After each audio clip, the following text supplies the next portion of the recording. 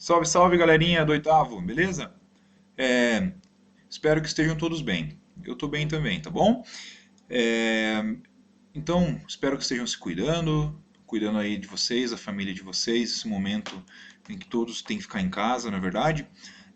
E o Prof está aqui para a gente também dar continuidade, além das aulas de história, nas aulas de filosofia, tá bom? Então eu quero já que vocês peguem aí a apostila de vocês, é, caneta, marca-texto, abram nas páginas que o professor citar e acompanhem o vídeo aí pelo livro de vocês, tá bom? Também comentem lá no YouTube, né, façam comentários, dúvidas, tá bom? Para a gente poder se comunicar por lá também, beleza? Nunca se esqueçam, gente, é aqui no menu Atividades que o prof vai postar os links dos vídeos, tá? Isso tanto para História quanto para Filosofia, e é aqui no menu Avaliações, olhem o mouse, que vocês têm que fazer aqui as atividades, valendo nota, valendo presença, tá bom? Beleza, galera? Bom, vamos lá então para a nossa aula de Filosofia de hoje. Podem abrir aí o livro de Filosofia, ok? Quero que vocês abram na seguinte página, que é onde a gente parou, tá? Vocês do oitavo A, vocês do oitavo B. É, Página 16, muito bem, página 16. Hoje nós vamos falar um pouquinho mais sobre a liberdade. Lembrando que o tema do nosso livro esse ano é o tema liberdade, não é verdade, pessoal? Nós iniciamos a nossa análise sobre a liberdade, sobre as possibilidades que a liberdade nos traz, e hoje nós vamos aprofundar um pouquinho mais essa reflexão sobre a responsabilidade que devemos ter no momento que somos livres, não é verdade? Será que a gente é livre para fazer tudo o que quiser? Será que a gente pode fazer tudo o que vem à nossa mente? Será que não existem punições, castigos ou limites que a gente tem que pensar antes de fazer um ato? Não é verdade? Então vamos lá, gente, vamos refletir sobre isso, tá bom? Bom, a liberdade, pessoal, ela não é um fim em si mesmo, mas um meio para alcançarmos a felicidade. Claro que todos, para serem plenamente felizes, temos que ter liberdade, não é verdade? Uma pessoa que não tem a liberdade, um escravo, por exemplo, como que essa pessoa vai ser feliz sem a sua liberdade? Não é verdade? Bom, porém, galera, quando a gente pensa em liberdade, nós temos que pensar que as nossas atitudes, as nossas ações, aquilo que a gente faz com a liberdade, ela não tem apenas efeito sobre nós, mas tudo que a gente faz também tem efeito sobre a coletividade, sobre o coletivo, sobre as outras pessoas, sobre a natureza, sobre tudo que nos cerca. Então, se as nossas atitudes, as nossas ações, elas não têm efeito apenas sobre nós, mas também sobre os outros, será que a gente não tem que pensar muito bem antes de fazer as coisas, né? Será que a gente não pode causar um mal para outra pessoa, ou um mal para o planeta, um mal para a natureza? Pensem sobre isso. Bom, então, num primeiro momento a gente pensa, né, que a palavra liberdade ela nos traz a ideia, né, de ser livre, algo bom, algo tranquilizador, né, algo poético até, não é verdade? Coisas agradáveis. Porém, a gente também não podemos separar da ideia de liberdade as consequências. Olhem só. Temos que pensar nas consequências dos nossos atos. Será que a gente é livre para fazer tudo o que quiser, sem pensar nas consequências? Sem pensar no que as minhas atitudes podem causar ao próximo? Não é verdade? Então, nós chamamos isso, galera, de responsabilidade. O que é responsabilidade? A palavra responsabilidade vem da palavra responsável, ou seja, é a ideia de que as suas atitudes têm um efeito. E você, então, precisa pensar antes de agir. Você tem que saber qual vai ser o efeito que a sua atitude pode proporcionar, né? O que o seu ato pode causar a outra pessoa, ou para você mesmo, ou para a natureza, né? Será que eu posso comer Burger King todos os dias da minha vida? Será que isso não vai ter nenhuma consequência no meu futuro, para o meu corpo, para a minha saúde? Será que as coisas que eu faço, as coisas que eu falo para as outras pessoas talvez não possam magoá-las?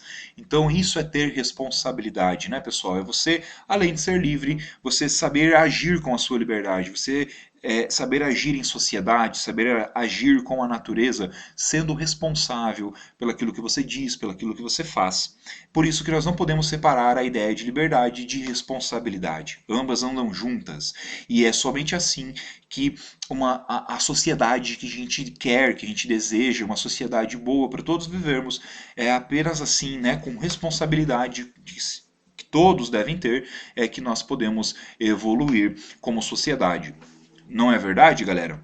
Bom, sobre isso, sobre liberdade e responsabilidade, eu quero que vocês leiam esse texto aqui da formiga comigo, tá bom? Para a gente poder refletir sobre ele, beleza? Vamos lá então, ó, observem o mouse. Vou lhe contar um caso dramático. Você conhece os cupins, que na África constrói cupinzeiros impressionantes de vários metros de altura e duros feitos pedra?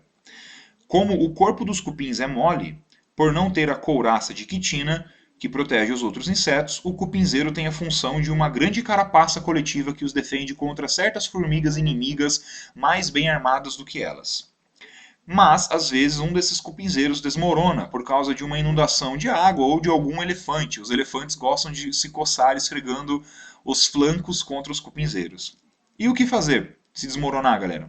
Bom, logo os cupins operários põem-se a trabalhar para reconstruir depressa a fortaleza danificada e as grandes formigas inimigas lançam-se ao ataque. Os cupins soldados saem para defender sua colônia, tentando deter as inimigas.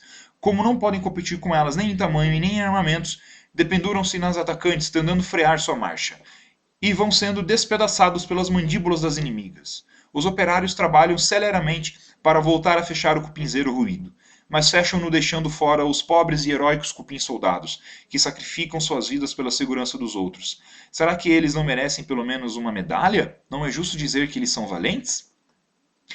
Bom, as palavras em verdinho, pessoal, têm o seu significado aqui, então pode olhar o significado para ver o que significa celeramente, flancos dos elefantes e quitina, couraça de quitina, tá?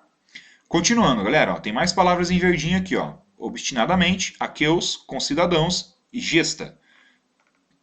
Descarado, indubitável e épica. Olhem todos os significados aqui para vocês terem uma boa compreensão do texto, tá bom? Pausem o vídeo se necessário. Voltem o vídeo se necessário, tá bom? Continuando. Muda o cenário, mas não muda o tema. Na Ilíada, o que é Ilíada, galera? É um poema épico atribuído a um escritor grego chamado Homero. Nesse livro chamado Ilíada, ele descreve uma guerra entre duas cidades por causa do sequestro de uma esposa do rei Menelau de Esparta. Com outro poema de Homero chamado Odisseia, a Ilíada inaugurou a literatura ocidental. Então é uma história contada aí pelo Homero, um escritor da Grécia Antiga. Tá? Nesse livro da Ilíada, nessa história da Ilíada, que ele conta sobre a guerra de Troia, entre Troia e os gregos. Continuando.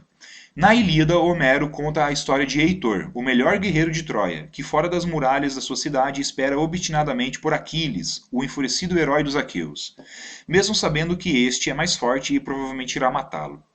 Heitor faz isso para cumprir o seu dever, que consiste em defender sua família e seus concidadãos do terrível atacante. Ninguém duvida que o Heitor é um herói, um autêntico valente. Mas não será Heitor heróico e valente do mesmo modo que os cupins soldados, cuja gesta milhões de vezes repetida nenhum Homero preocupou-se em contar? Heitor, afinal, não faz a mesma coisa que qualquer um dos cupins anônimos? Por que seu valor nos parece mais autêntico do que o dos insetos? Qual a diferença entre o caso do Heitor e o caso da formiga, dos cupins, defendendo contra as formigas? Olhem aqui o cupim, galera. Não tenho escolha. Olhem o Heitor defendendo Troia do Aquiles, guerreiro grego. Tenho escolha? Será que o Heitor poderia ter, mesmo sabendo que ia morrer, será que ele poderia ter então se escondido para evitar sua morte? Seu trágico fim? Bom, vamos continuar aqui. Simplesmente a diferença está que os cupins soldados lutam e morrem porque têm que fazê-lo, inevitavelmente, como a aranha que come a mosca. Já o Heitor, por outro lado, sai para enfrentar Aquiles porque quer. Os cupins soldados não podem desertar, nem se rebelar, nem se esquivar para que os outros tomem seu lugar. Eles estão programados necessariamente pela natureza para cumprir a sua missão heróica. O caso do Heitor é diferente. Poderia dizer que está doente ou que ele não tinha vontade de enfrentar alguém mais forte do que ele. Talvez os seus concidadãos o chamem de covarde e o considerem descarado, ou talvez lhe perguntem se tem outro plano para deter Aquiles. Mas é indubitável que ele tem a possibilidade de negar-se a ser herói. Por maior que seja a pressão dos outros sobre ele, sempre poderá escapar do que se supõe que deva fazer. Não estará programado para ser um herói, nenhum homem está. Daí o mérito de seu gesto e o fato de Homero contar a sua história com épica emoção. Ao contrário dos cupins, dizemos que Heitor é livre, por isso admiramos o seu valor. Incrível, né? Quem é livre? A formiga? O cupim? O Heitor? Os seres humanos são livres para escolher o que fazem? Mesmo sabendo as consequências, né, de Heitor enfrentar Aquiles, sabendo que seria derrotado? Bom, então, após a leitura do texto, tá, eu quero que vocês, nas suas reflexões, respondam a questão número 1 e a questão número 2, tá bom? Feito isso, vocês devem ir aqui no menu Avaliações e iniciarem as respostas dos exercícios das questões que eu coloquei aqui para vocês, beleza?